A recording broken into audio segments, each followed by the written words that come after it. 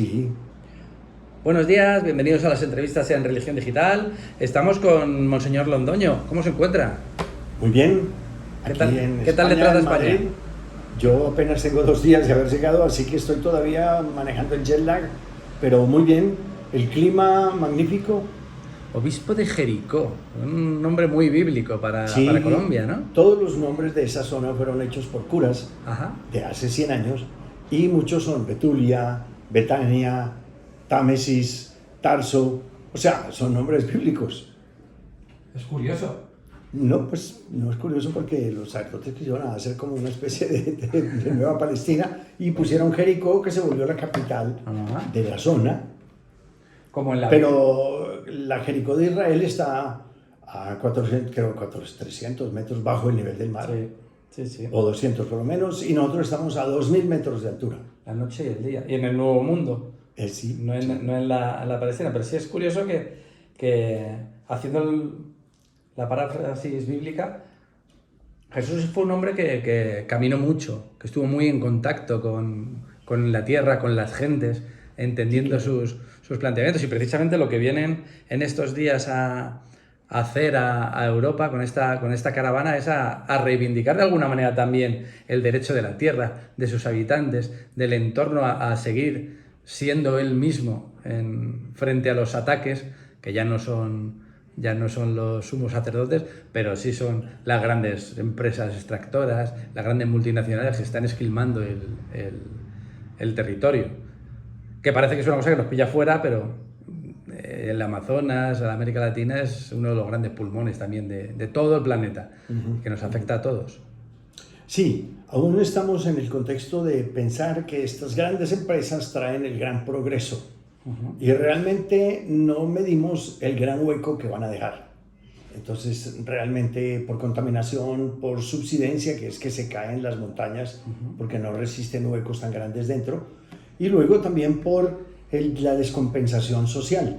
Es clarísimo y es comprobable que donde llega la minería, llega el licor, llega la prostitución, llega la violencia, llegan los desalojados o salen los habitantes locales y llegan otros. Entonces realmente son zonas que se vuelven muy violentas y muy peligrosas. ¿De quién es esa tierra? ¿De quiénes son esas tierras? Porque no estamos acostumbrados a defender a los legítimos propietarios. Pasó en la conquista de los españoles, pasó cuando el Far West en Sí, Estados sí, Unidos. eso es evidente que estas tierras, curiosamente, tuvieron indígenas hace 1000 años, pero desde hace por lo menos 700 años no hay memoria de presencia indígena en todo ese territorio. Ajá. Y no fue colonizado por las familias que quedaron de los españoles o de los esclavos negros, no. Pero hace 150 años, Antioquia vio que la minería no le daba suficientemente y quiso pasar a la agricultura, entonces buscar terrenos. Y empezaron, y curiosamente, ese territorio se lo dieron a dos familias ricas diciéndoles, lleven gente que colonice, pero mantengan las vías de comunicación con el sur. Entonces les dieron territorios que uno diría, pues ¿cómo así que le dan, no sé, 3000 kilómetros? O sea, No, eso era en grande. Y estas familias trajeron colonos, trajeron muchas cosas y entonces se organizaron poco a poco, pero a nivel agrícola de subsistencia familiar. Entonces empezaron con maíz, con frijol, que son cosechas rápidas, después un poquito el café y ya después ahora está entrando el aguacate gas y hubo un tiempo cultivo de cardamomo, por ejemplo, que fue realmente muy interesante porque había casi 500 empleos de cardamomo que exportaban para Arabia Saudita. Pero se dice que a los dueños les dio por contaminar un container, es decir, meterle droga a un container. Ajá. Los pillaron para la cárcel, se perdieron 500 empleos en una semana. O sea, una situación triste allá. Hubo mucha dificultad en ese momento, pero ya luego la gente se va acomodando con el aguacate, con el café, con algo de ganadería, pero muy poca, más bien en las zonas más cercanas al Gran Río. Pero entonces ahora sí están subdivididas. No hay latifundios, sino minifundios. ¿Y cómo llegan las empresas extractoras a intentar... Porque llegan desde el Estado, les dan el apoyo y les dan el título minero. Entonces, el que dio el título minero no conoce Jericó. Claro. No conoce que hay minifundios, sino que dicen que nosotros no vamos a atacar la tierra, sino el subsuelo solamente. Claro. Pero, ¿y dónde tengo yo la finca? Sobre el subsuelo, ¿dónde la tengo? Entonces... Supongo que el gobierno da esos permisos. Eso es ilícito. No los da gratis. Es ilícito. Ah, no, claro, seguramente por debajo de la mesa. Pero es ilícito que a una comunidad que vive ahí 100, 150 años no le pregunten, ¿ustedes quieren la minería? Nunca le han preguntado. Pero por constitución le deben preguntar si son afros o si son indígenas. Como en la zona no hay indígenas ni afrodescendientes, entonces entraron a mansalva. Pero incluso veo que donde hay comunidades indígenas y afros, la manera como hacen estos sondeos y estas cosas es una manera irrisoria para terminar diciéndoles, convencimos al cabildo, por ejemplo, convencimos a los jefes de la comunidad que sí, pero son 4 o 5 a los que les pagan bien y todos quedaron afectados. Usted lo ha contado en la rueda de prensa, usted le quisieron construir una catedral de cobre. Sí. ¿Cómo fue aquello? Eso es, realmente en Colombia es muy famosa la catedral de sal. Hace 500 años se comenzó a explotar la sal y se creó una mina de las más, digamos, fecundas en sal y se hizo una excavación muy grande y hace unos 100 años se dijo, no, pues esto que ya no tiene más sal porque ya se hizo hueco, volvámoslo a una iglesia. Y entonces se creó lo que se llamó la catedral de sal. Recientemente estoy hablando de 40 años, viendo que había derrumbamientos y cosas, la hicieron en otra zona donde ya habían sacado la sal y es ahora mucho más moderna, mucho más bonita, muy atractiva. Y la otra zona, pues sí tiene, digamos, es zona de cuidado, no se puede entrar fácilmente.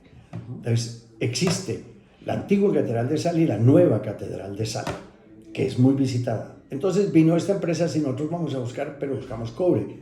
Yo todavía no sé por qué se llama Anglo Gold Ashanti y no Anglo Cooper. Pues, pero dicen, no, estamos buscando es cobre. Y ofrecieron hacer un gran, digamos así, como un gran espacio con paredes de cobre porque era la mina. Entonces, ¿qué podríamos hacer en honor a Santa Laura Montoya, que es la santa de la región y que es la primera santa canonizada de Colombia, que hacer la catedral de cobre Santa Laura? Yo no lo pensé un instante, no sé por qué.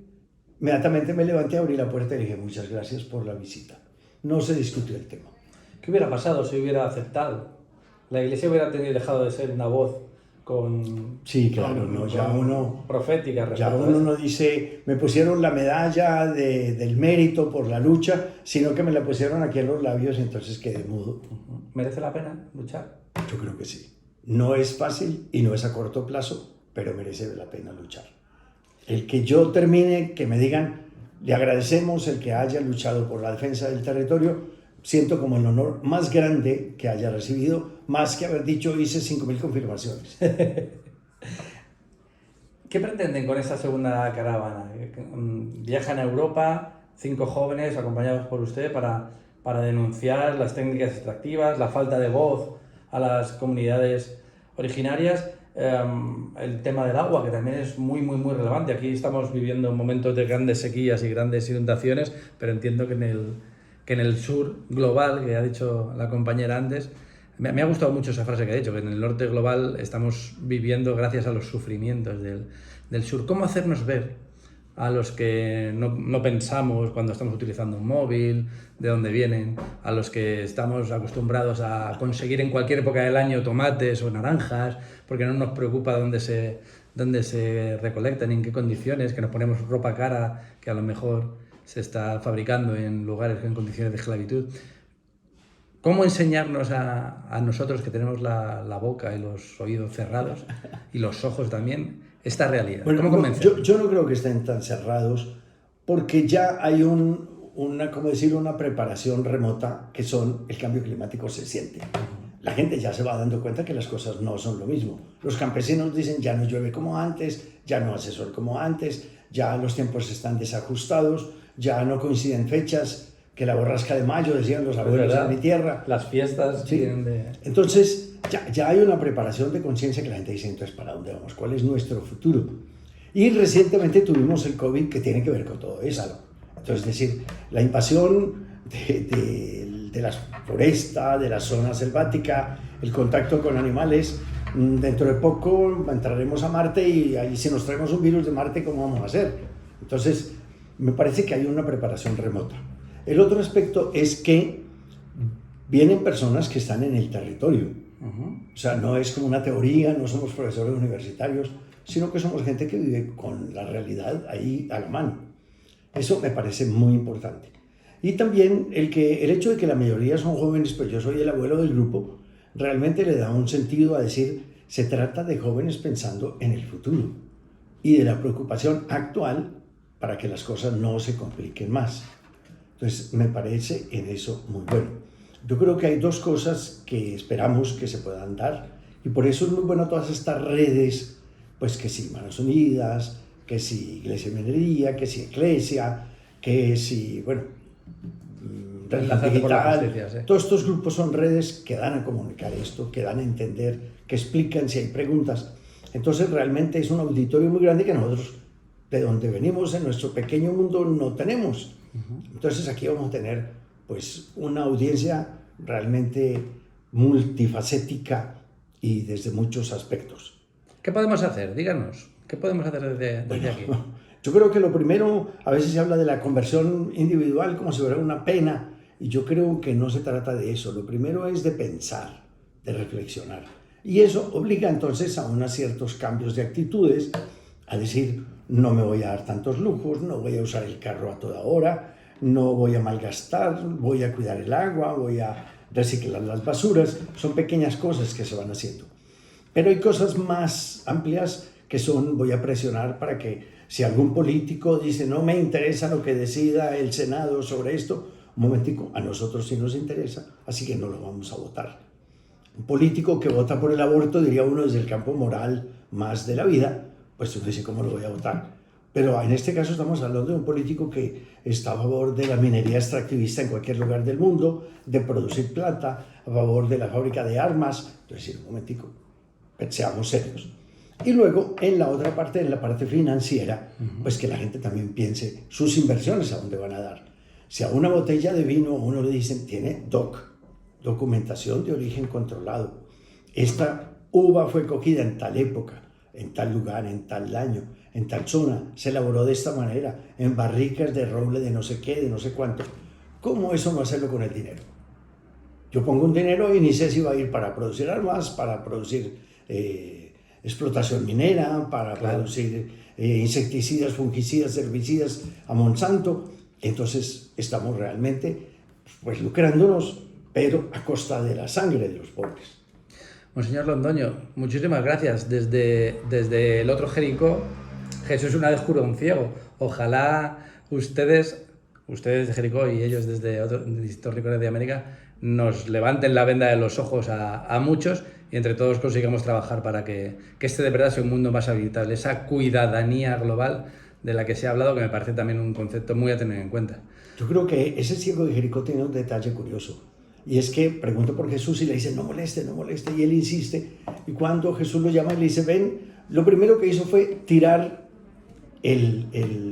¿cómo diría aquí? El manto, es decir, hay que tirar la comodidad, hay que tirar lo que asegura, y hay que ponerse inseguro. Un ciego que se acerca a Jesús, ¿qué seguridad tiene? Ninguna. Pero Jesús entonces lo cura y lo integra a la caravana. Ahí está. Y no hay que tener miedo a montar lío y a molestar. Eso. Claro. Muchísimas gracias y que la caravana sea un éxito y que lo podamos contar aquí también en Religión Digital. Qué bueno. No, lo contarán nuestros nietos, decía yo. Esperemos que nuestros nietos lo puedan contar. Eso sí que es algo que nos preocupa y que nos tiene que ocupar. Muchísimas gracias. Qué gusto, hombre.